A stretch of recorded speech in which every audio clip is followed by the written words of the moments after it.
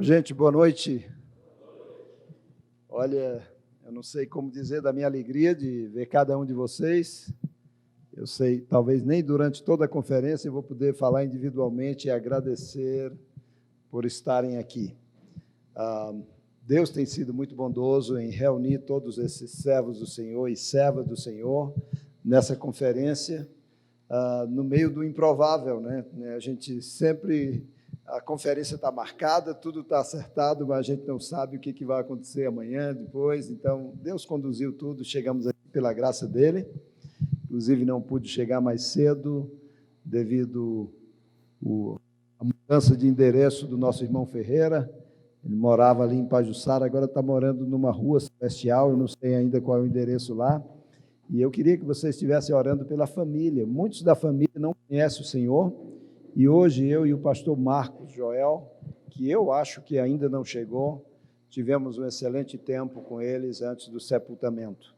Então, oro pela Dona Socorro e pelos filhos e todos lá, que o Senhor continue trazendo consolo. O irmão Ferreira, ele serviu por anos, eu não estava servindo na liderança da AIBIC, mas por anos eu sei que ele serviu de alguma maneira.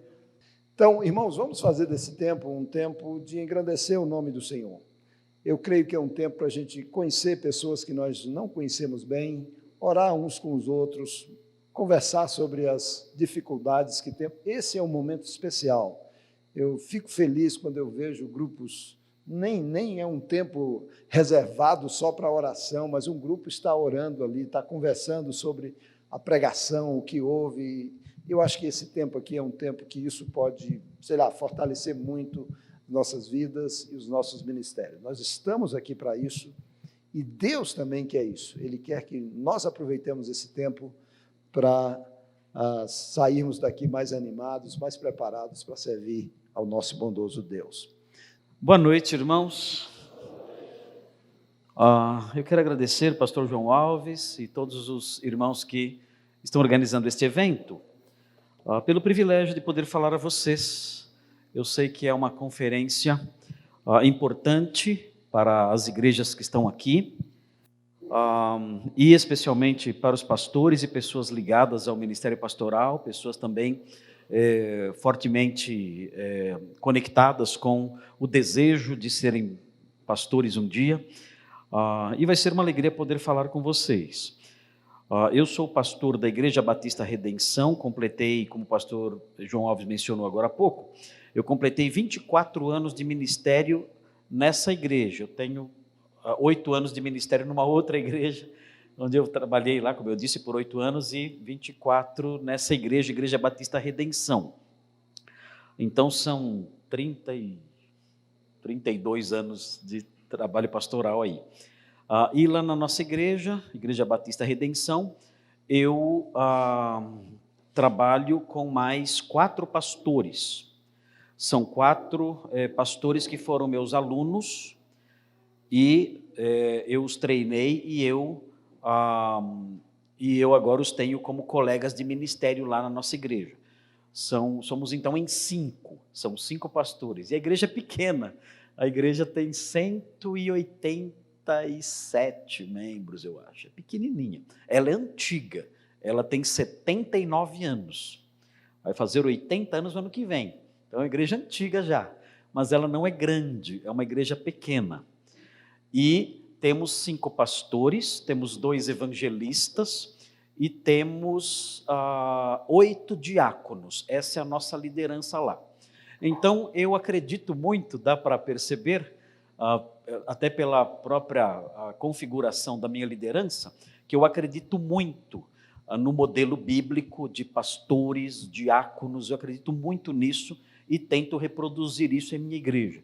Então, esse tema sobre o qual eu vou falar nesses dias é um tema que me deixa muito empolgado. Eu gosto muito de praxis pastoral, eu gosto muito de teologia pastoral. Eu escrevi um livro quando eu cheguei na minha igreja, eu era bem mais jovem, né? E eu escrevi um livro para mim mesmo, se chamava A Prática da Igreja de Deus. Era um livrinho azul de umas 100 páginas mais ou menos. E eu escrevi o livrinho para mim, porque eu precisava de um manual bem organizadinho, né? Bem assim, com os temas muito bem definidos, para eu saber como pastorear melhor. E aí, esse livrinho, A Prática da Igreja de Deus, ele cresceu, ele tinha acho que 100 páginas, agora ele está com 340 páginas, ele está esgotado, não tem mais. Um monte de gente comprou o livro, e se espalhou por aí, e agora estou fazendo, acho que a terceira edição dele, que vai sair com 80 páginas a mais, mais de 400 páginas, o livro vai sair talvez esse ano ainda, não sei, mas com isso eu quero dizer, né, o quanto eu admiro, o quanto eu gosto desse tema, o tema da prática pastoral, o exercício do pastorado, desde que esse exercício seja bem fundamentado na Escritura. E eu gosto de trabalhar com essas coisas, gosto de ensinar essas coisas, gosto de transmitir essas coisas. Quem é o pastor? Quem é o pastor? Como ele deve ser e como ele deve agir? Quais são os elementos que compõem a prática pastoral? E quais são os fundamentos teológicos, fundamentos bíblicos teológicos para essas mesmas práticas? Então eu gosto de trabalhar com essas coisas, de escrever sobre isso e falar sobre isso também. E nós vamos falar sobre isso nesses dias, sobre a teologia pastoral. Essas palestras que eu tenho aqui preparadas, elas, acho que é a segunda vez que eu vou falar sobre elas, nesse formato aqui. Já falei sobre isso em outros formatos, mas nesse formato aqui, acho que é a segunda vez que estou apresentando. Tem os slides aí temos aí o tema então, teologia pastoral, vamos falar sobre isso aí. Mas já pode mudar o slide já. Pode já mudar o slide. Aí está, preliminares, né? Vamos então ver aí aspectos preliminares. Então, hoje, na palestra de hoje na palestra que vamos ter hoje, nós vamos falar, deixa eu ver aqui, nós vamos falar sobre definições,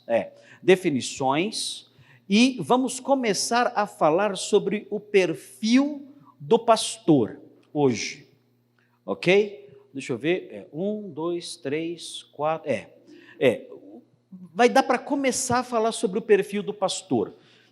Nas palestras seguintes, nós vamos falar sobre os deveres pastorais. Vamos tratar sobre isso, sempre buscando os fundamentos bíblico-teológicos desses deveres. E assim vamos caminhar.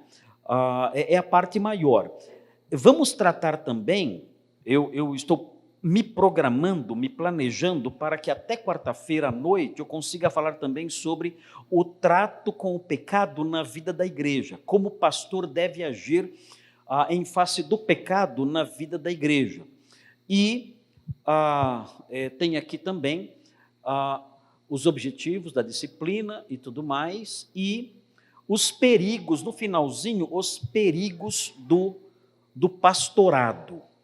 Então, são vários temas, perigos e privilégios do pastorado. Mas hoje são só questões preliminares. Eu sei que vocês estão cansados e eu não quero, então, tomar muito tempo de vocês. Mas eu quero atingir aqui uma certa altura das minhas exposições hoje. Então, eu vou contar com a disposição de vocês. Como o pastor João falou, ninguém veio de tão longe como eu. Eu vim de Atibaia. Fica a 60 quilômetros distante de São Paulo. Então, saí de lá às 8h30 da manhã. Eu saí de Atibaia ontem. E dormi em São Paulo, e hoje saí de São Paulo e vim para cá, saí de São Paulo às 8h30 da manhã. Cheguei hoje aqui, que horas eram? Pastor Genuan, que horas eram? 2 horas? Cheguei 2 horas lá em Fortaleza. Cheguei aqui às 5, o pastor Genuan não anda, não sei, ele dirige muito devagar. Né? Então, uma viagem que era para ser de 1h30, durou 3 horas. Né? Então, eu não passo, bem devagarinho ali. Né? E vamos perseverando, Ele falava, o carro é 1.000, eu falei, e a paciência 2.000. Bom, vamos lá então. Obrigado, pastor Genuan, pela carona, viu? Foi muito legal, muito gostoso. Estou com dor nas costas até agora. Muito bem, vamos então ver aí as definições. Definições, então. Oi. Vou voltar. Tá vendo só? Não, eu sei que ele é incapaz disso. Conheço o pastor Genuan, quantos anos já? 18 anos pelo menos, eu acho. Muito tempo já. Ele jamais ia me deixar a pé, nunca. Muito bem. Vamos ver então aqui o que é teologia pastoral. Vamos ver o que é isso então. O que nós vamos ver nesses dias aqui? Vamos ver, olha aí, está escrito aí. Teologia pastoral é um ramo da teologia aplicada. Teologia aplicada é teologia prática. Isso é teologia aplicada. Esse livro que eu falei que eu escrevi alguns anos atrás, A Prática da Igreja de Deus, é eclesiologia aplicada. Tem tudo a ver também com teologia pastoral. Então vejam, esse é um ramo da teologia aplicada que estuda, olha só, olha onde entra aqui a parte da Bíblia, da Escritura, da teologia propriamente dita, teologia cristã, que estuda os princípios doutrinários cristãos. Nós sabemos disso, existem vários princípios doutrinários cristãos, há vários, e nós vamos ver como esses princípios impactam as ações do pastor, como esses princípios impactam o modo como o pastor deve agir, e mais, como eles definem as ações do pastor e como limitam as ações do pastor. O pastor não tem prerrogativas que abrangem tudo na vida das ovelhas de Jesus. Não, ele tem limitações. Então nós vamos ver isso, como esses princípios doutrinários, princípios presentes na Bíblia, impactam, definem e limitam as ações do pastor no exercício do ministério eclesiástico. Veremos isso. Na sequência, a teologia pastoral também analisa e expõe o que a Bíblia diz sobre as capacitações, note isso, essa palavra, as capacitações e requisitos morais e espirituais que o ministro de Cristo deve exibir. Note, isso é muito importante. O ministro de Cristo não pode ser qualquer pessoa. Não estou diminuindo quem não é. O que eu quero dizer com isso é que o ministro de Cristo, à luz da Bíblia, ele deve ter certas capacitações. Por exemplo, se ele não for apto para ensinar, sinto muito. Mas eu queria tanto, sinto muito. Se você não for apto para ensinar, se você não tiver essa capacitação, você não pode ser um pastor. Isso é uma capacitação, uma exigência que o próprio Senhor estabeleceu em sua palavra. E não tem jeito, não adianta. Se a pessoa não tiver essa capacitação e ela forçar a barra e se tornar um pastor, o prejuízo da igreja com isso será imenso. Os irmãos sabem disso. Quantos aqui nunca conheceram um pastor que não tenha capacidade de ensinar? Qual é o custo que isso tem para a igreja? É devastador. Ninguém quer ir na igreja. Ninguém quer ir na igreja. Eu não quero ouvir aquele homem. Por quê? Ele falando e ele não falando é a mesma coisa. Não aprendo nada. Eu vou lá quando estou com sono. Eu durmo gostoso, aquele sonzinho lá longe. Eu vou, mas assim, não me acrescenta nada. Ele não consegue. Mas ele tem tanto conhecimento. Ele tem conhecimento, mas ele não consegue transmitir isso para nós. Ele não fala a nós. Ele não tem aptidão para transmitir a verdade a nós. Nós não queremos esse homem mais aqui. E a igreja começa a minguar, enfraquecer, ela vai morrendo. E tem lá, de repente, estão lá algumas pessoas tentando manter a igreja de pé. Por quê? Alguém que não deveria ser pastor insistiu e por alguma razão foi investido na função e agora ele só fecha igrejas. Eu conheci um pastor assim. Por onde ele passava, a igreja era fechada. Eu falei, você devia ser zelador. Eu falei para ele, não pastor. Você só fecha a igreja. Ele parou de trabalhar nas igrejas. Ele foi realizar outro ministério aí, em outra área aí, mas não tinha condições. E o problema principal era esse, ele não era apto para ensinar. Ele não tinha os elementos próprios de um mestre, seja o conhecimento, seja a capacidade de se comunicar, ele não tinha essas coisas. E onde ele chegava, igrejas boas até, as igrejas morriam. Ele fechava e ia embora. Então era muito triste ver isso. Era uma capacitação que ele não tinha. Agora, o que vem a seguir, requisitos morais e espirituais, não tem nem o que falar. O ministro de Cristo de acordo com as Escrituras, tem que ter requisitos morais e espirituais que são inegociáveis. Não dá para conversar sobre eles. Não são temas que você põe sobre a mesa e debate. Não.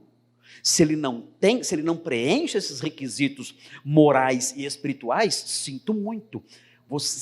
Ele não pode ser um pastor. Não tem como. E pior, e note bem, olha onde a coisa chega. Note bem, se ele tem esses requisitos e ao longo da vida ele os perde, o que mais ele perde? O ministério. Não pense, à luz dessas coisas, não pense que pastor é cargo vitalício. Não é. Não é. O papado é cargo vitalício. Mas isso é coisa de pagão. O pastoreio, o pastorado bíblico, não é necessariamente vitalício.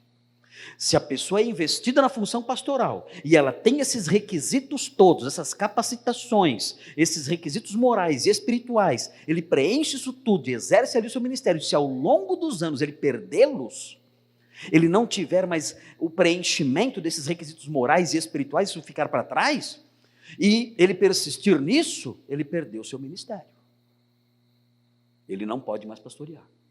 Se ele hoje governa bem a sua casa, criando os filhos com todo respeito, ok, seguir em frente no ministério. Se ao longo dos anos ele perde isso, ele não governa mais bem a sua casa, não cria mais os seus filhos com todo respeito, não governa mais a sua família de modo exemplar, ele perdeu esse requisito. Se ele não se corrigir, ele perde o ministério. É terrível isso. Mas a teologia pastoral, a área da teologia aplicada que trata disso, mostra isso claramente. Então nós vamos estudar essas coisas e vamos ver como elas se apresentam na Sagrada Escritura. Outra definição que vem aí agora, pastor. O que é pastor? Tem que saber o que é pastor. Qual é a definição bíblica de pastor? Então eu fiz uma definição bíblica aqui de pastor, porque dentro de uma definição nós temos as respostas de várias coisas. Então, eu gosto de fazer definições. Eu gosto de fazer definições porque isso me ajuda a resolver problemas.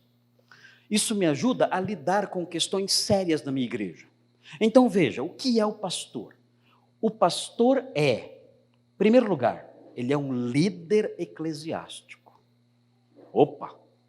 Isso já tem um impacto sobre muitas coisas. Que impacto isso tem, por exemplo, sobre as ovelhas?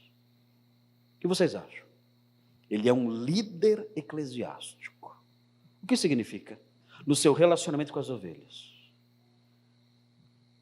Quem segue quem? Quem tem autoridade sobre quem? Isso é algo que hoje em dia, num século, numa época em que nós vivemos numa verdadeira crise no campo da autoridade, isso aqui é devastador. Hoje em dia, nenhuma autoridade é respeitada, nenhuma. Nem policial, nem jurídica, nem política.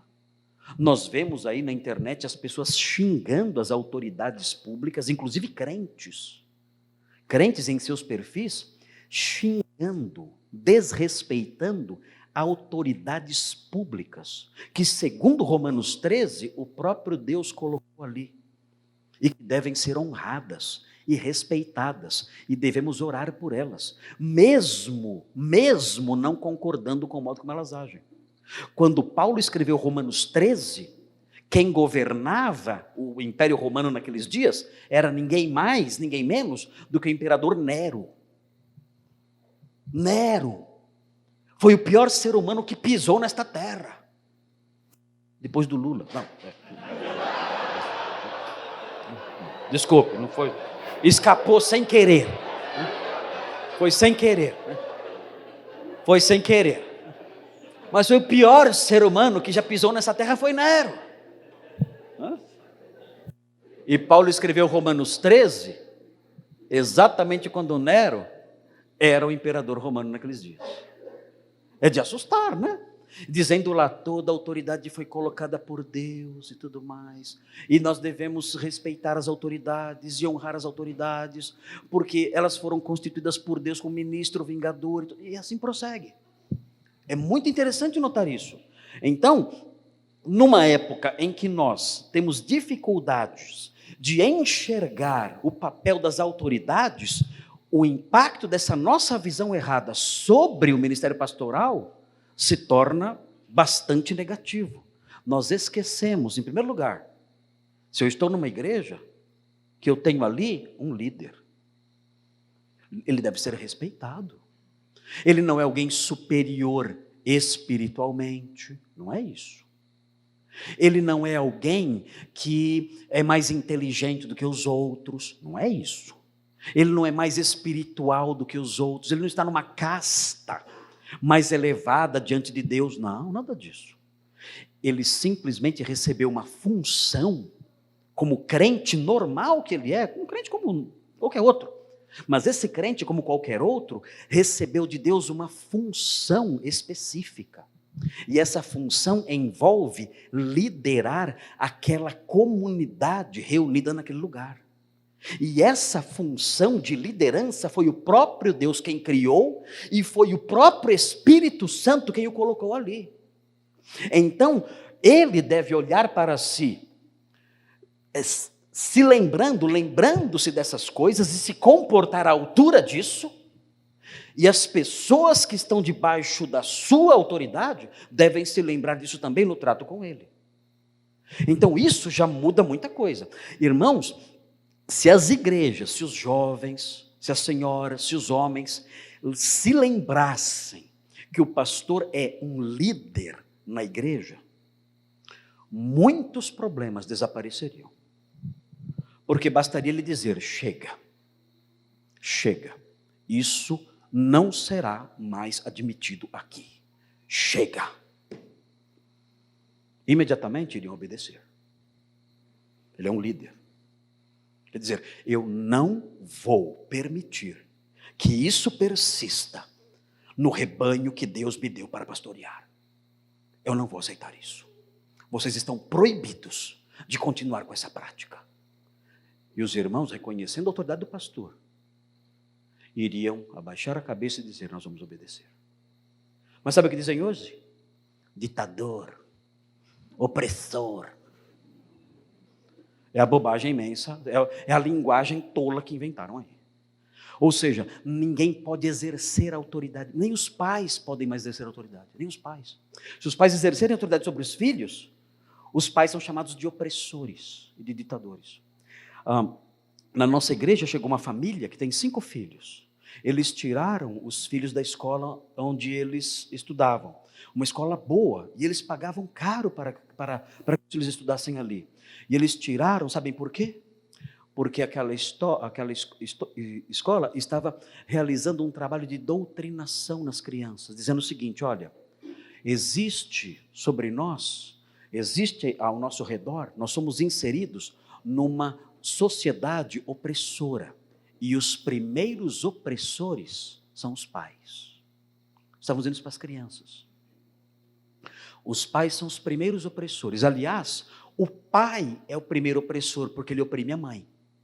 E a mãe, junto com o pai, são os primeiros opressores dos filhos. Então, vocês, crianças, não devem aceitar essa opressão. Vocês devem se levantar contra qualquer opressão por parte dos pais de vocês. Ou seja, a escola estava ensinando aquelas crianças a trabalharem para a destruição da estrutura familiar. Isso.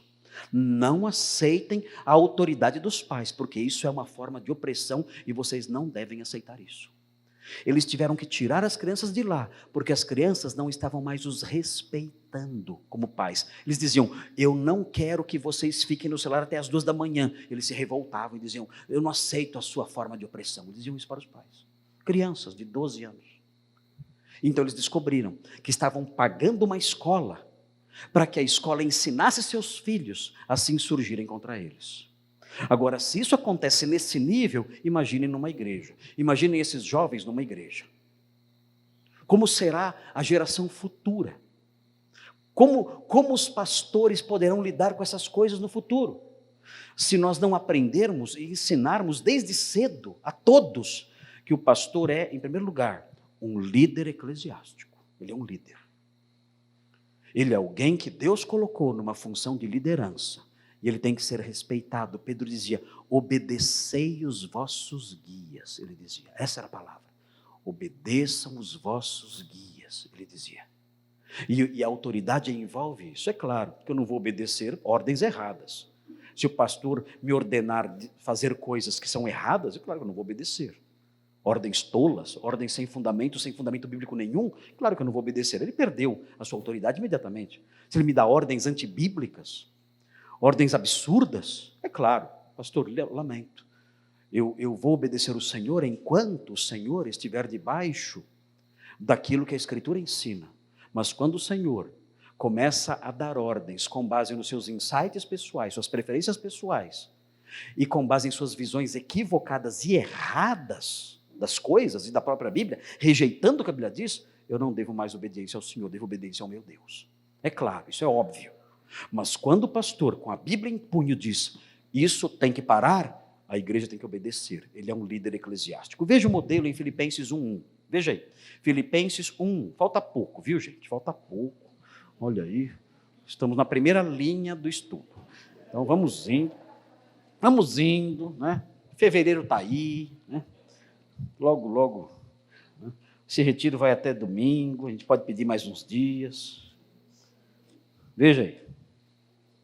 Veja esse modelo. Esse versículo é muito importante. Olhem só por que esse versículo é importante. Eu gosto desse versículo. Olha por que esse versículo é importante. Porque ele classifica, ele mostra na igreja aqui uma espécie de piramidezinha. Olha só, olha que interessante aqui. Isso foi no ano, mais ou menos, ano 62, quando as igrejas já estavam bem organizadas. Isso aqui não acontecia, essa estrutura não aconteceu, por exemplo, em Atos 2, Atos 10, Atos...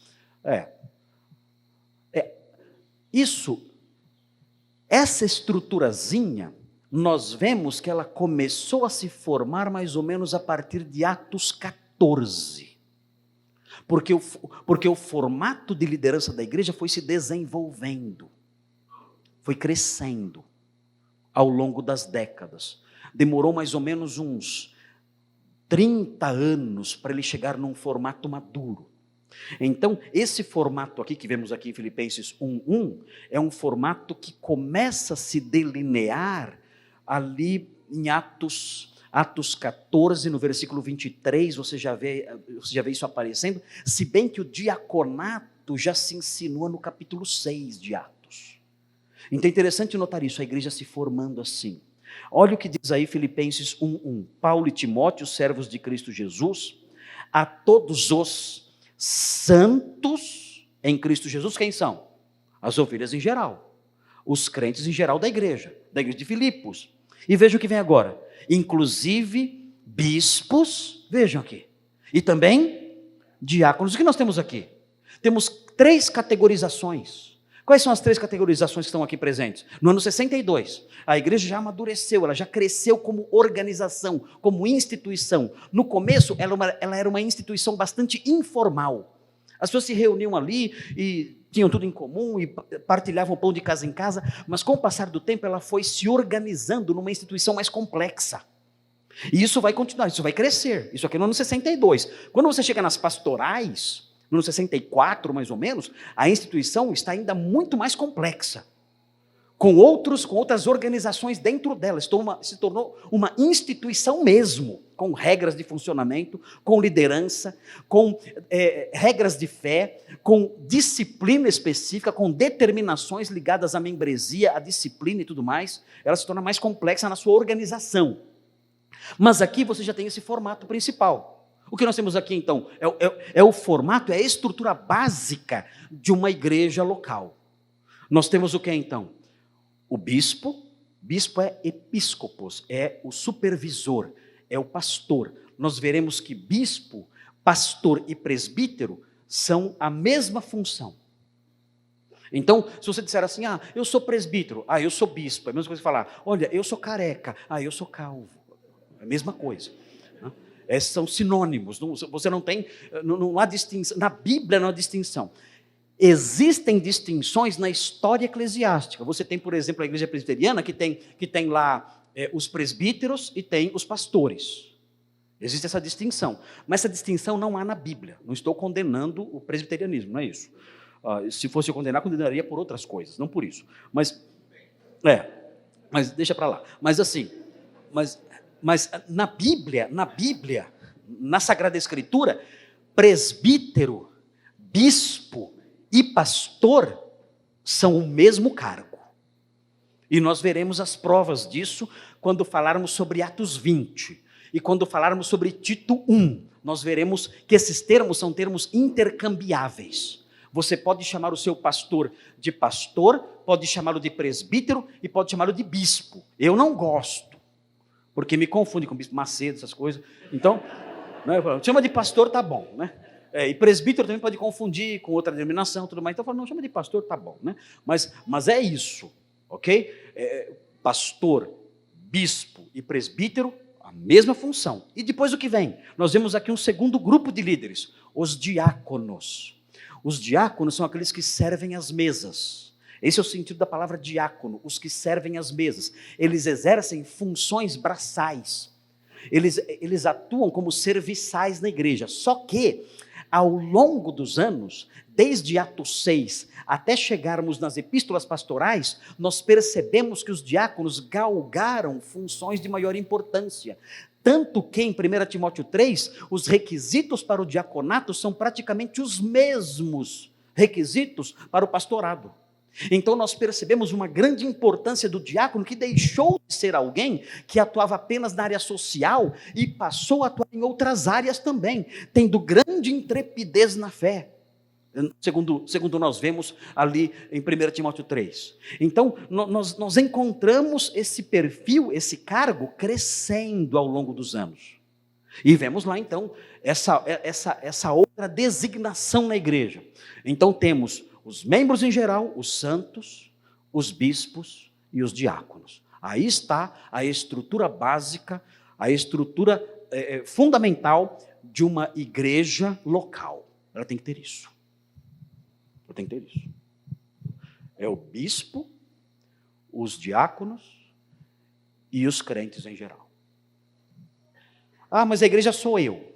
Só na tua terra. A igreja é você. A igreja é você. Que bobagem é essa? É a abelha falando, a colmeia sou eu. A colmeia é você. É o porco falando, a vara sou eu. A matilha sou eu. Não existe isso. Não existe igreja de uma pessoa só. Isso não existe. A igreja é uma comunidade. E a igreja no Novo Testamento é uma comunidade organizada, com bispos e diáconos. É assim que funciona. Então se eu me reunir na minha casa com um violão, tocando musiquinhas ali, fazendo oração e comendo pipoca, isso não é igreja? Não, isso não é igreja. Isso é um grupo que se reuniu na sua casa de crentes para tocar violão, para orar, para ler a Bíblia. Não pode? Pode, deve, faça. Mas isso não é uma igreja. Isso é um pedacinho da igreja, são irmãos da igreja que se reuniram para tocar violão. É legal, eu toco violão. Depois eu mostro. Eu toco violão. Eu gosto. É tocar violão, cantar corinhos, fazer oração, ler a Bíblia. Isso é maravilhoso. Eu gosto muito disso. Isso aqui é a igreja. Não, isso não é a igreja. Onde estiverem 2 ou 3, para de falar bobagem, não use o versículo errado. Isso não tem nada a ver com onde estiverem 2 ou 3. Nada a ver. Para de viajar. Comece a estudar direito. A igreja mesmo é um grupo de crentes, de santos, que está estruturado nesse formato que vemos aqui. Santos, presbíteros ou bispos e diáconos. Ela foi organizada. É uma igreja local. Quantos membros ela tem? Pode ter 30, pode ter 40, pode ter 20, pode ter 15. Mas aí ela é uma igreja estruturada nos termos neotestamentários. Enfim, não importa. Mas se ela estiver estruturada dessa forma, é uma igreja local. Estabelecida ali nos moldes do Novo Testamento. Claro que ela vai ter suas idiosincrasias, suas características próprias, mas ela está estruturada assim, ela é uma igreja local. Então não confunda. Cuidado com o papo de desigrejado que ele aprendeu com o diabo. Cuidado. Desigrejado fala, a igreja sou eu. Ele fala essa bobagem. Fala, eu prefiro ficar em casa com a minha esposa e com os meus filhos, porque ali já está a igreja. Como é que eu sei? Porque onde estiverem 2 ou 3 reunidos, ali estará o Senhor. Olha aí, olha aí. Olha o versículo mal usado. O que significa, aliás, isso? Onde estiverem 2 ou 3 reunidos em meu nome, ali eu estarei. O que significa isso? Sabe o que é isso aí? É assim, quando você for na quarta-feira na igreja e não for ninguém, você usa esse versículo. Esse é o versículo da quarta-feira. Né? Toda quarta-feira você ouve esse versículo. Você vai na igreja na quarta-feira, não vai ninguém, está só você, o zelador, né? E alguém que por engano entrou. Você fala, bom, onde estiverem 2 ou 3, o Senhor está aqui com a gente. Né? E aí você faz o culto lá. Né? Gente, esse versículo não tem nada a ver com isso. Nada. É um absurdo falar isso.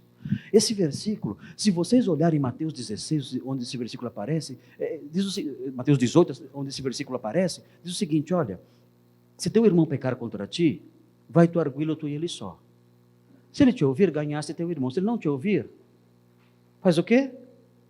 Leva 2 ou 3 contigo, para que pelo depoimento de 2 ou 3 testemunhas, toda a verdade seja estabelecida. Se ele não ouvir os 2 ou 3, leva-o à igreja. Se não ouvir a igreja, considera o agente publicano. Aí o texto prossegue. E ele fala, onde estiverem 2 ou 3 reunidos em meu nome, ali eu estarei. Quem são esses 2 ou 3? São 2 ou 3 irmãos reunidos para demonstrar o irmão que está em pecado. Não é reunião de oração. São os 2 ou 3 que se reúnem e vão até um irmão que está em pecado e o admoestam.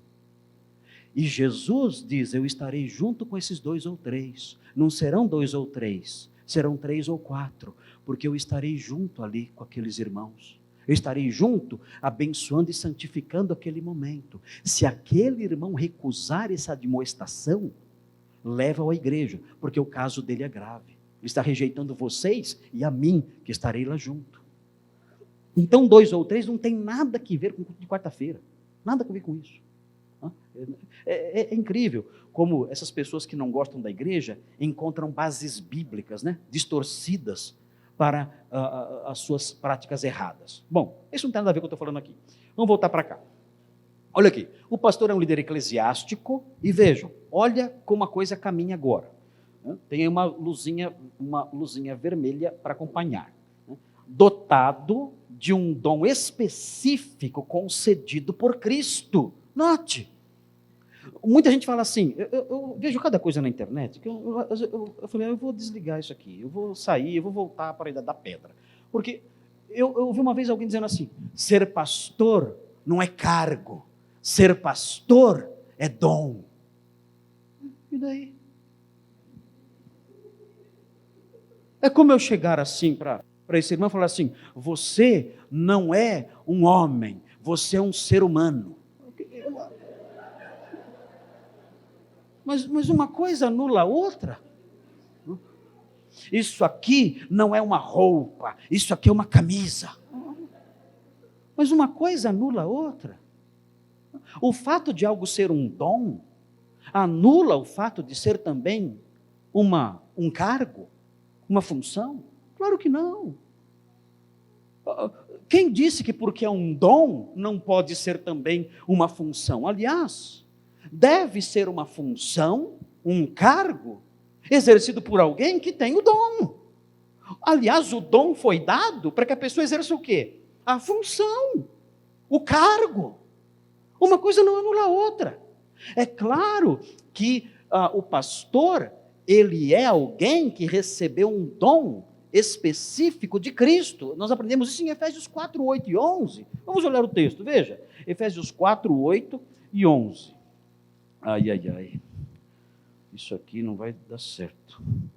É muita coisa para a gente aprender, né? Olha só o que diz aqui o texto. Por isso diz, quando subiu às alturas, levou cativo o cativeiro e concedeu dons aos homens. Já ouvi cada uma dessa aqui. Nossa, meu Deus do céu. Quando ele subiu às alturas, levou cativo o cativeiro e concedeu dons aos homens. 9. Ora, que quer dizer subiu, senão que também havia descido até as regiões inferiores da terra? Já ouviram as explicações desse versículo? Que Jesus foi para o inferno. Sabiam disso? De acordo com esse versículo aqui. Falam que Jesus, depois que ele morreu, ele desceu ao Hades. Ele levou cativo o cativeiro. Quem era que cativeiro era esse que estava cativo? Eram os santos que foram salvos antes dele e que estavam na parte do Hades boa. Tinha uma parte boa no Hades? Tinha. Ele levou cativo o cativeiro. Ele desceu ao Hades e levou cativo o cativeiro. Não tem nada a ver. Não tem nada a ver isso aí. Tudo invenção. Né? Coisa depois eu explico por que isso apareceu na história. Hoje não vai dar tempo. Mas vejam, isso aqui significa apenas o seguinte: quando Cristo subiu às alturas, ele levou cativo o cativeiro. Esse cativo o cativeiro somos nós. Ele é como um grande general que nos resgatou de um império inimigo. Os generais faziam isso, eles invadiam um império inimigo, um reino inimigo, e traziam os cativos daquele império. Foi o que Cristo fez conosco. Cristo, ele veio aqui, ele desceu às regiões inferiores, as regiões inferiores não é o inferno, é isso aqui, isso são as regiões inferiores, essa terra. Ele desceu aqui e ele fez o quê? Ele levou o cativo, ele nos resgatou, nós somos os cativos que ele resgatou. E o texto fala que quando ele foi assunto aos céus, ele concedeu dons aos homens. A ascensão de Jesus foi o que deu ensejo à distribuição dos dons. É por isso que a igreja só surgiu depois da ascensão de Jesus. Não tinha igreja no Antigo Testamento, porque a igreja é marcada pelo recebimento de dons. E os dons dados à igreja só foram dados depois que Jesus subiu aos céus. Sem a ascensão, a igreja não receberia dons. Notem, vejam a sequência agora. O que quer dizer subiu, senão que também havia descido até as regiões inferiores da terra? E aí prossegue falando que ele desceu e tudo mais, e encheu todas as coisas. E veja o versículo 11. E ele mesmo concedeu uns para, e aí vem os dons, apóstolos, outros para profetas, outros para evangelistas e outros para pastores e mestres. Aqui é uma listinha de dons, não dá para explicar agora porque o dom de apóstolo e de profeta não existe mais, mas essa palavrinha final, essa expressãozinha final, pastores e mestres, existe uma discussão, porque muitos acreditam que pastores e mestres são dois cargos distintos, os pastores e os mestres, e outros acreditam que aqui se refere a um cargo só, um cargo chamado pastor-mestre. Ok? Independentemente do modelo que nós acolhamos, da visão que nós acolhemos, o fato é o seguinte: o pastorado é um dom. A palavra aparece aqui. O pastor é alguém que recebeu um dom dado por Cristo assunto aos céus. O Senhor, reinando supremo nos céus, ele distribui dons à sua igreja. E entre esses dons que ele distribui, um deles é o dom de pastoreio, é o dom de pastorado. Ele distribui esses dons às pessoas. Agora vejam a sequência, vejam lá o que diz na sequência aí da nossa definição. É um dom específico concedido por Cristo, o pastor é investido formalmente no ofício episcopal por meio da cerimônia de imposição de mãos de um presbitério. Então note, o pastor tem que passar por isso também. Para ser pastor tem que ter o dom dado por Cristo, e ele tem que passar por uma cerimônia, por um ato solene, que é consubstanciado, se realiza por meio do gesto de imposição de mãos de um grupo de pastores. Sem isso, ele não é pastor. Então, se você conhece alguém que levantou cedo, comprou uma gravata e começou a dizer, e pegou uma Bíblia e falou, eu sou pastor agora, não acredite. O pastor, ele depende da imposição de mãos de um presbitério para que ele seja investido oficialmente no ofício pastoral. Sem isso, ele pode espernear quanto quiser, pode abrir a portinha dele lá e falar que é pastor e colocar lá o nome igreja na frente. Ele não é um pastor. Ele tem que ter o dom que Cristo dá, e além disso, ele tem que passar por essa cerimônia de imposição de mãos. Sem isso, não há como. Vejam a sequência, tem aí as referências bíblicas, nós temos que andar mais rápido, senão não vou terminar nem esse slide hoje. Mas vejam, ele tem como tarefa primordial demonstrar seu amor a Cristo por meio do cuidado com o rebanho santo. Vocês se lembram de João 21,16? Pedro, tu me amas? Eu amo, Senhor. Qual era a resposta de Jesus? Apacenta as minhas ovelhas. Como é que você mostra que você ama Jesus? Apacentando as ovelhas de Jesus. Não é se emocionando quando você canta. Quando você canta e se emociona, isso é legal. Eu me emociono bastante também. Eu sou muito emotivo. Então, hinos tão lindos, eu fico emocionado, até choro às vezes quando eu canto alguns hinos. Mas isso não significa muita coisa. Eu mostro que eu amo Jesus quando eu apacento as ovelhas dele. O fato de eu estar numa igreja e cantando de olhos fechados, como eu ia chorando, e lágrimas, e levanto a mão, como eu amo Jesus, não. Isso é bonito, não é feio não, até dá para passar. Mas, você mostra que ama Jesus apacentando as ovelhas dele.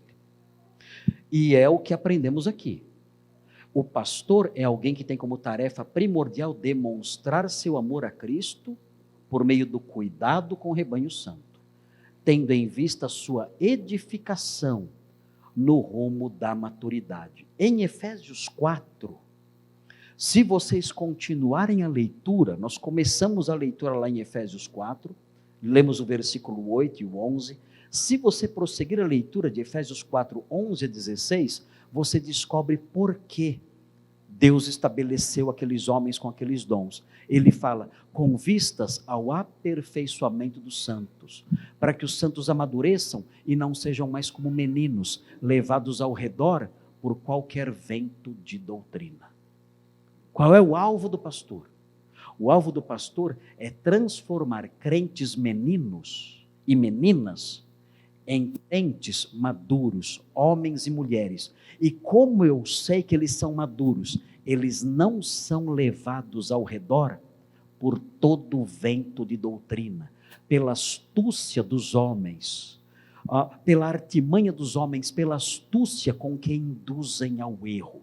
Quando eu tiver uma igreja em que os membros da igreja são maduros ao ponto de não se deixarem levar por doutrinas ao redor, por ventos de doutrinas, e em vez disso se mantêm firmes, edificando-se mutuamente, eu atingi o meu propósito como pastor. Esse é o alvo supremo do pastor. Ele foi colocado nessa função, Deus deu esse dom a ele, e ele foi empossado nesse cargo pela imposição de mãos do ministério, do presbitério, a igreja sendo dirigida pelo Espírito Santo nessa imposição de mãos, ele foi colocado nisso com esse objetivo, fazer com que os membros da sua igreja não sejam como meninos levados ao redor por qualquer vento de doutrina, mas cada membro se torne um colaborador no crescimento do seu irmão ao lado. Cada um exercendo as suas funções, fazendo com que o corpo de Cristo amadureça. Quando o pastor olhar para a sua igreja e ver isso, ele vai poder dizer, eu realizei meu papel, eu realizei minha função. Agora, se ele concentra os seus alvos em outras coisas, eu quero construir um grande templo de mármore. Legal. Só que eu acho legal templos de mármore, confesso, eu acho bonito, e se eu pudesse eu construiria um templo bem bonito na minha igreja, se eu pudesse. Mas isso na teologia pastoral isso não vale nada. Isso não tem relevância nenhuma. É bom, porque é um espaço bom, é gostoso, é confortável, não tem problema. Eu acho lindo, mas se der para fazer, tudo bem. Mas esse não é o alvo do ministério pastoral. O alvo do ministério pastoral é dar elementos para que a sua igreja detecte o erro e diga: eu não vou nessa direção. E mais do que isso, tendo esses elementos, consiga edificar o seu irmão ao lado. E assim a igreja amadureça, seja uma igreja madura, seja uma igreja de homens e mulheres crentes, sadios, fortes, de verdade. Esse é o alvo do pastor. Se ele não atingir isso, é triste. Mas ele fracassou. Ele pode olhar para ele, pode ter uma igreja com 10 mil membros. Ele fracassou. Ele pode olhar e dizer: eu tenho uma igreja grande, um templo maravilhoso, 10 mil membros, grandes ministérios, mas ele fracassou. Ele falou. Muito triste. Mas note como a teologia pastoral, a teologia bíblica, nos dá a perspectiva correta das coisas. Por outro lado, um pastor de uma igrejinha, lá no interior do Acre, não tem ninguém do Acre aqui não, né? Está lá no interior do Acre, com 30 pessoas lutando ali. Se esse homem conseguir construir nessas 30 pessoas ao longo dos anos essa maturidade, de tal maneira que elas não são levadas ao redor por qualquer vento de doutrinas, e cada um exerce a sua função edificando o corpo, se ele conseguiu fazer isso nessa igrejinha anônima, pequena, lá longe, pequenininha, ele teve sucesso pleno no seu ministério. Ele cumpriu o seu dever. E é muito importante isso. Hoje em dia, os crentes correm atrás de qualquer lixo que aparece. É assustador. Qualquer lixo, qualquer louco aparece dizendo qualquer bobagem doutrinária, vai aquela multidão correndo atrás. A culpa disso, parte da culpa disso, grande parte da culpa disso, é dos pastores, que não estão construindo crentes maduros, que não correm atrás de qualquer vento de doutrina. Vejam a sequência.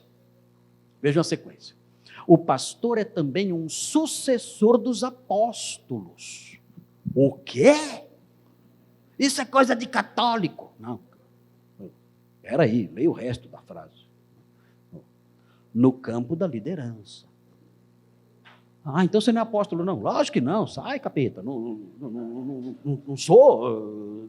Ninguém, nenhum pastor pode falar: eu sou apóstolo. Só, se você conhece algum apóstolo, desculpe, é fake. Né? É um apóstolo pirata. Todo apóstolo que você conhece é pirata. Se você conhece algum. Não existe isso. Note bem. Olha, gente, é importante ver isso aqui. Olha como é o inverso do que temos aprendido, é o inverso. Olha só, ele é um sucessor dos apóstolos no campo da liderança. E olha por quê. Olha o que a Bíblia mostra, que surpreendente é isso. Vejam, uma vez que já nos tempos do Novo Testamento, os apóstolos transmitiram o governo eclesiástico para as mãos dos pastores. Ah, é? É. Uai, eu não sabia. Pois é.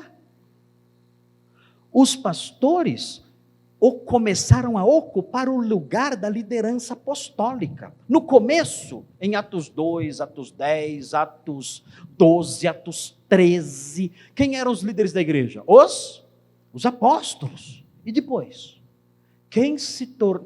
Qual foi o grupo que passou a liderar a igreja?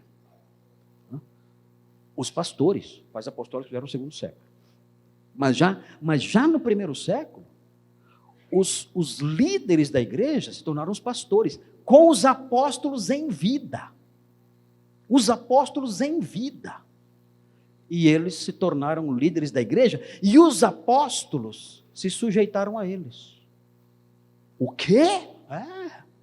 É exatamente isso que nós vemos em Atos. Olha lá, o governo eclesiástico para as suas mãos, e os apóstolos se sujeitaram eles próprios à sua autoridade. O que aconteceu? Muito simples, nós vemos isso no Novo Testamento. Apóstolo não pode liderar a igreja. Não pode. Apóstolo tem que ser missionário pioneiro. O apóstolo, os 12, Eles não foram chamados para liderar igrejas.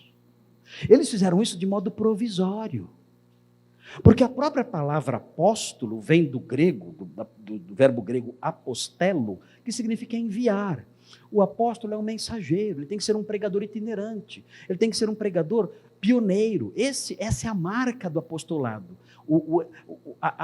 O exercício de missões em regiões onde o evangelho ainda não chegou. Era assim que o apóstolo Paulo era apóstolo, viajando e pregando em regiões onde o evangelho nunca tinha sido anunciado. Isso era apostolado. Então o apóstolo não foi chamado para liderar uma igreja local. Não era essa a função dele, mas sim pregar por outras nações, por aí afora. Agora, e os pastores? Pastores não. Os pastores, a função deles é fixa. A função do apóstolo era ser um missionário. A função do pastor não. O pastor, a função dele é fixa, é numa igreja, trabalhando naquele grupo específico, pastoreando ali e construindo as coisas que eu mencionei agora há pouco. No Novo Testamento você já vê isso. Por exemplo, Atos 14, 23. Veja o que acontece. Eu quero mostrar só esse versículo para vocês. Nosso tempo está bem adiantado aqui, eu não estou conseguindo atingir meus objetivos hoje. E acho que não vou conseguir atingir em dia nenhum. Mas veja aí, Atos 14, 26. Eu vou deixar os slides com vocês, aí vocês peguem para vocês, se vocês estudem em casa depois. Mas vejam, Atos 14, 23. Fala assim, vejam o que diz, rapidinho.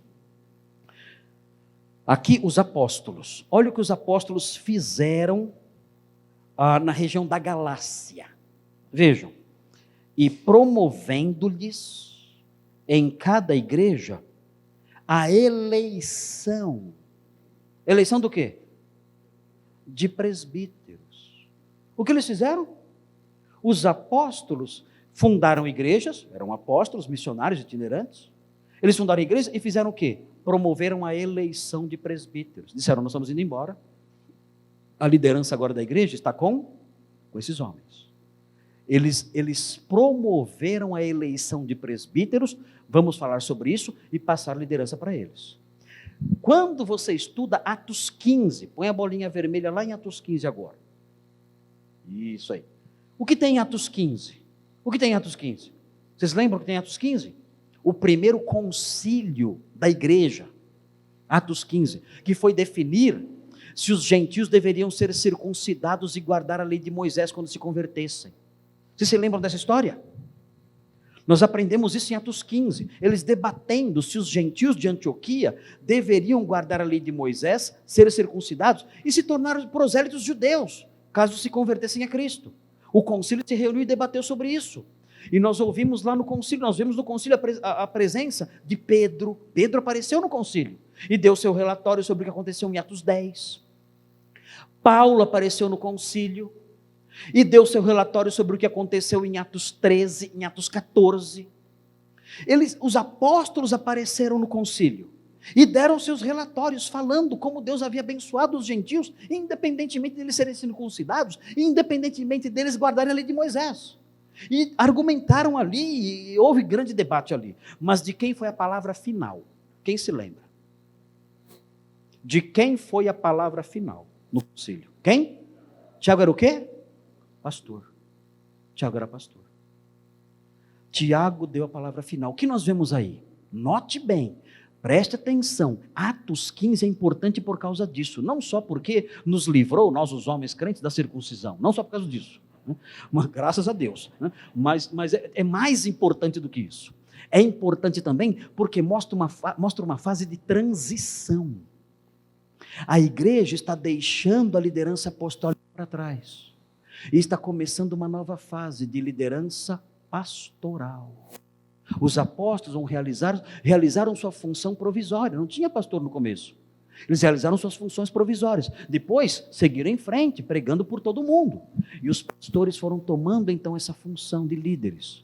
E tomaram, então, entre aspas, receberam, então, dos apóstolos essa atividade. Atos 15 mostra isso.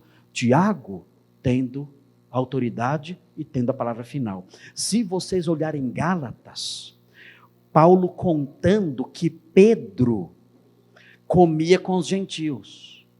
Até que chegaram alguns da parte de Tiago. O que ele fez? Pedro recuou com medo. ele mostra isso, esse certo temor dos da parte de Tiago. Por quê? Ele não era o chefão da igreja. Por que ele ficou tão incomodado quando chegaram os da parte de Tiago? Por que esse temor? Ele sabia, a liderança estava numa fase de transição. Se você olhar o capítulo 21, Paulo chega em Jerusalém. Ele chega em Jerusalém e ele procura quem? Os pastores. Ele fala, olha, eu vim trazer aqui as ofertas e que eu recolhi nas igrejas da Acaia, nas igrejas da Macedônia, eu vim trazer. E os pastores então dizem a ele, olha, você está em grande perigo, porque todos sabem que estão dizendo que você é um homem que prega contra a lei de Moisés. E ele pergunta então aos presbíteros, o que eu faço? E os presbíteros orientam Paulo. E dizem para Paulo, você vai fazer isto, isto, isto e isto. Sabe o que Paulo faz? Obedece. Paulo obedece aos pastores. E realiza tudo que os pastores orientaram ele a fazer. Então você nota essa transição. É curioso isso. Os apóstolos ficaram para trás e a liderança passou para os pastores. E desde então, a liderança é só dos pastores. Ficou assim. É curioso porque hoje em dia as pessoas pensam assim. Olha o pensamento que existe no meio pentecostal e neopentecostal. Eu sou pastor há muito tempo, eu falei para vocês, sou pastor há 32 anos, já está na hora de eu ser promovido, né? Vocês não acham? 32 anos no mesmo cargo, vou ser promovido. O que eu vou ser então? O que eu vou ser? Não contavam com a minha astúcia, né? Eu vou ser apóstolo.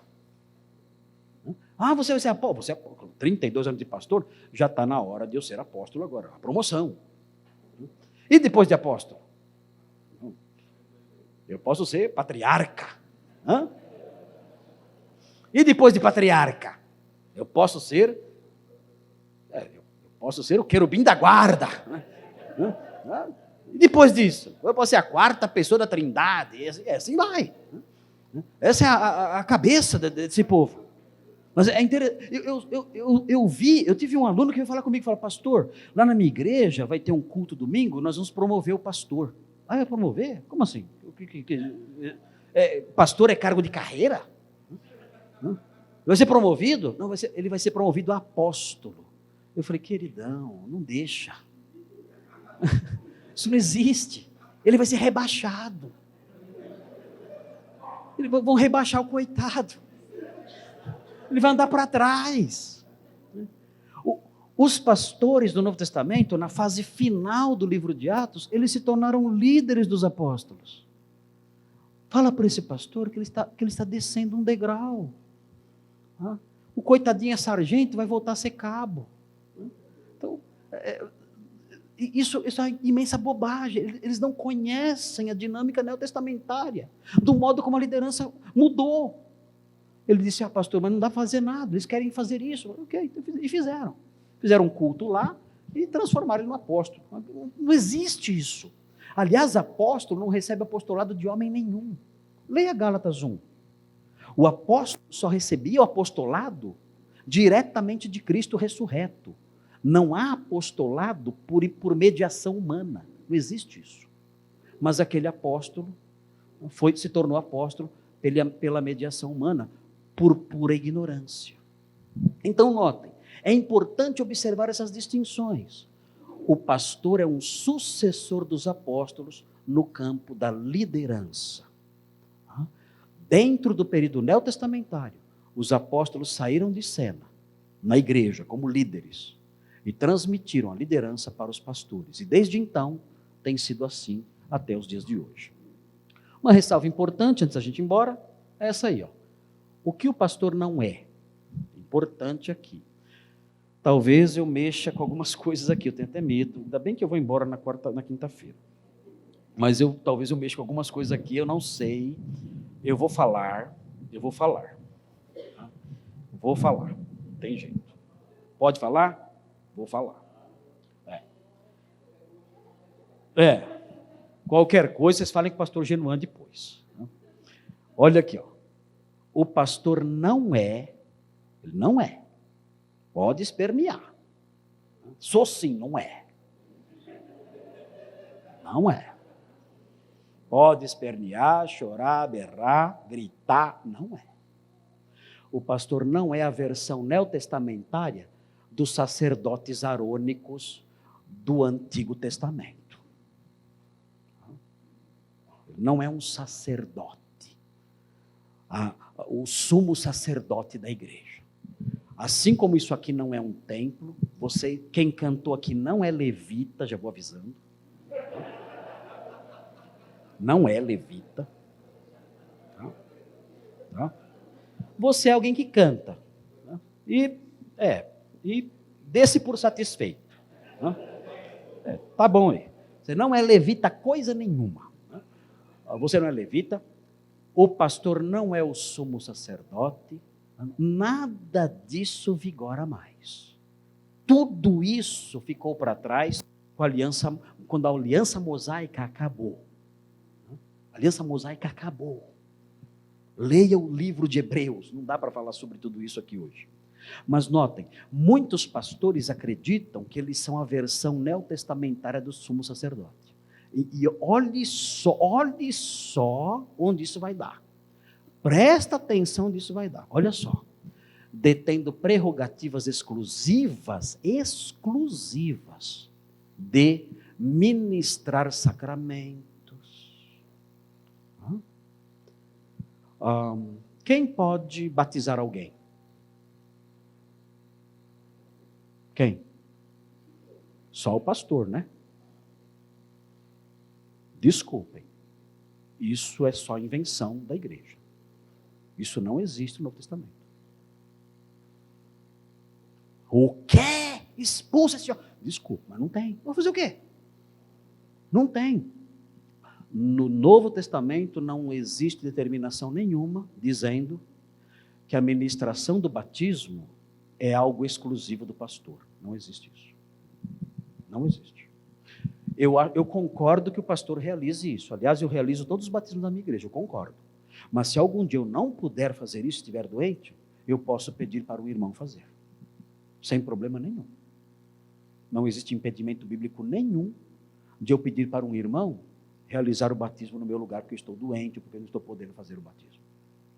Nenhum impedimento. Nenhum. Outro sacramento, entre aspas, a ceia do Senhor. Não existe fundamento nenhum para dizer que só o pastor pode dar a ceia. Nenhum. Aconteceu uma vez comigo, de eu não conseguir chegar na igreja a tempo, ia ter uma ceia, eu não tinha outros pastores lá. Eu liguei e pedi para um irmão fazer a ceia. Ele fez a ceia. Ele ministrou a ceia. E eu dormi muito bem à noite. Babei no travesseiro. Tranquilo. Não existe fundamento nenhum para dizer, olha, isso só pastor pode fazer. Existem casos, vocês não vão acreditar, de igrejas que ficam sem pastor lá no interior, para lá de Messejana, para lá.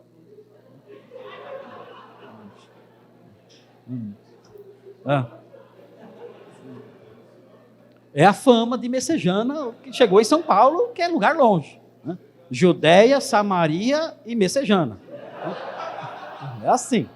Então tem lá. E aí o que acontece? Ficou sem pastor.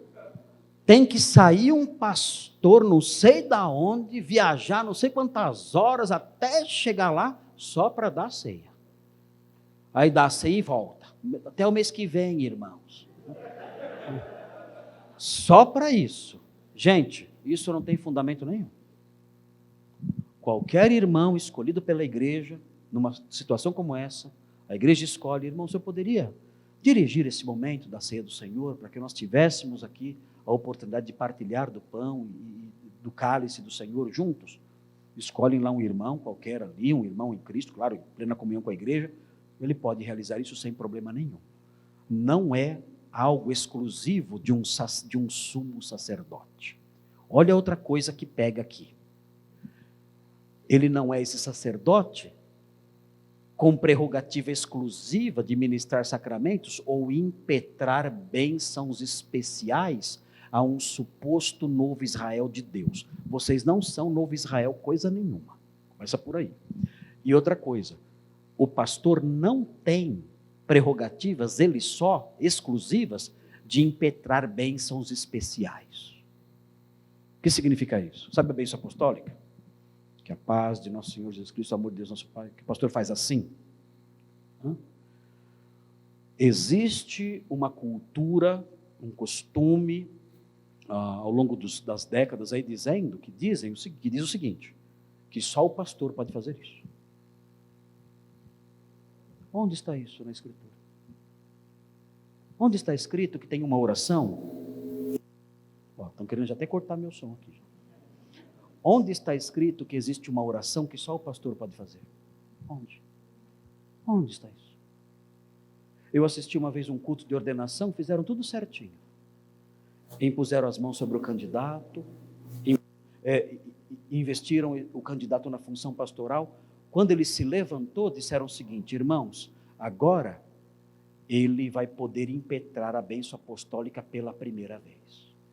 Então nós vamos orar, e então sim, depois da oração, ele vai realizar esse ato de impetrar, até bonito, impetrar, né? Nossa, impetrar não é qualquer um que impetra, não, né? Então, ele vai impetrar a bênção apostólica.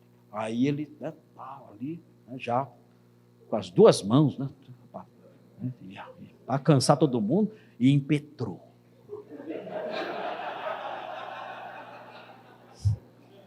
E que impetrada ele deu, porque foi boa.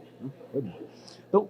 Então note, isso aí não passa de invenção, pura superstição.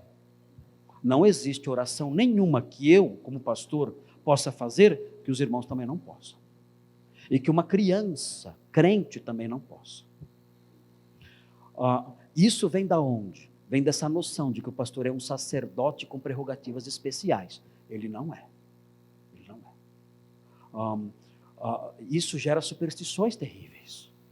Dá a impressão de que a oração do pastor tem mais poder que a dos outros. Que a bênção apostólica tem mais força que outras orações. Eu lembro quando era adolescente, quando o pastor estendia a mão, eu tentava ficar meio na mira da coisa, né? Porque para tentar pegar, né? Tem gente que ouve a bênção assim, ó. Já viram? O pastor começa e faz assim, ó, para pegar tudo. Ele não faz assim. Ele não quer sair assim. Não quer sair assim. É desse jeito. Alguns pastores mais legais fazem assim, né? Aí facilita. Mas aqueles que faz assim, aí você dança, porque é só umas migalhinhas que caem nos primeiros bancos. Então não dá. Então gente, e o crente acredita nisso. O crente acredita nisso. Ele acha, essas invenções transmitem conceitos supersticiosos e errados. Isso não existe. Não existe. O meu sofrimento é quando eu vou numa igreja e no final acaba o culto, o pastor fala assim: agora o pastor Marcos vai impetrar a bênção.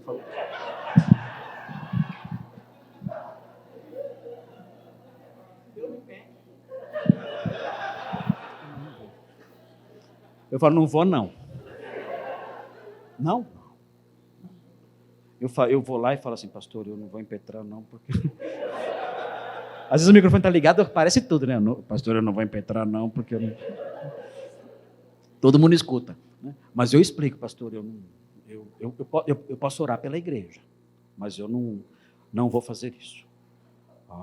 Eu posso orar pedindo que a graça de Deus venha, mas que fique bem claro, né? Eu não vou fazer GF, nada. Eu não acredito que eu tenha essa prerrogativa exclusiva. Não acredito nisso. Eu já explico, eu aprendi com o tempo até já falar com o pastor antes. Para o pastor, no final, você ia pedir para eu impetrar? Aí ele fala assim: eu ia. Eu falo, não peça não, porque impetrar não é comigo não. É assim. Então, notem. Vocês percebem como... Eu estou brincando com vocês ficam dando risada. Não pode, é sério. Mas, gente, vocês percebem como a teologia aplicada, ela tem impacto no dia a dia da igreja? Como ela cria mentalidades, como ela produz certos modos de pensar, certas práticas, que se nós não conhecermos a Bíblia, nós caímos nelas. E isso tudo gera o quê? Erros, superstições, orgulho. Só eu posso impetrar a bênção. É um orgulho pastoral. Isso é errado. Nada disso existe. Então nós temos que nos ater ao que a Escritura diz. Quem é o pastor? Nós temos aqui uma definição clara de quem ele é. Se eu quero, algum jovem aqui quer ser pastor, você quer ser isso? Você quer ser isso? Note, não depende só de você, conforme nós veremos aqui. Pastor, os pastores que estão aqui, você é isso? Você é isso? Você se encaixa nisso aqui? Você é a encarnação dessa definição? Você olha para essa definição, você diz, esse sou eu. Esse sou eu.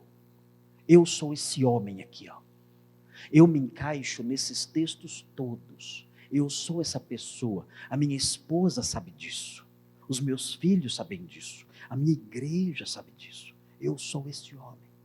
Você que é crente, está aqui, na sua igreja, você está sendo pastoreado por esse homem aqui? Está? Se não, talvez você deva considerar, com muita seriedade, o lugar onde você está. Talvez você não esteja no lugar certo. Isso é muito sério. Você tem que estar debaixo, como crente, você tem que estar debaixo do cajado desse homem aqui. Desse homem.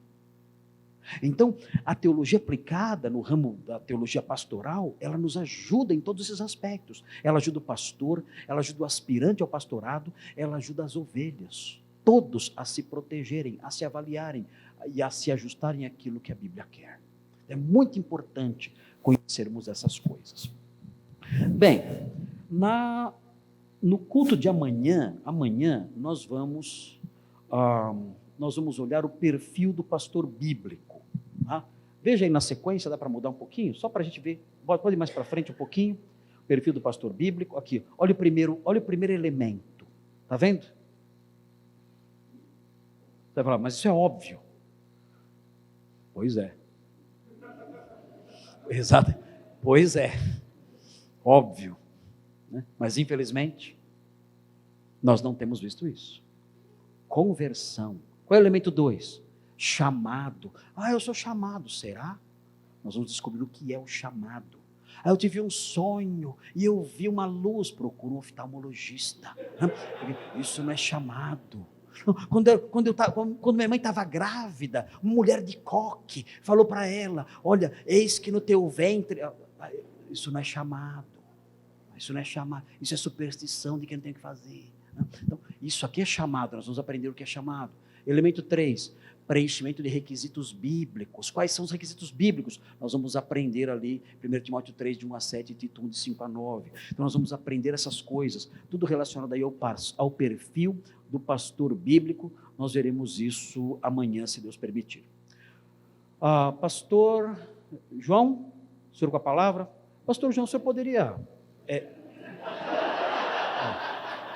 Você poderia impetrar a bênção?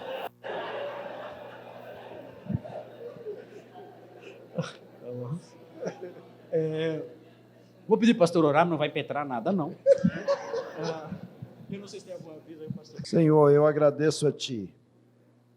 Agradeço mesmo pelo tempo que nós temos tido até agora. Estamos começando essa conferência e já Te agradecemos pelo que até aqui o Senhor nos concedeu.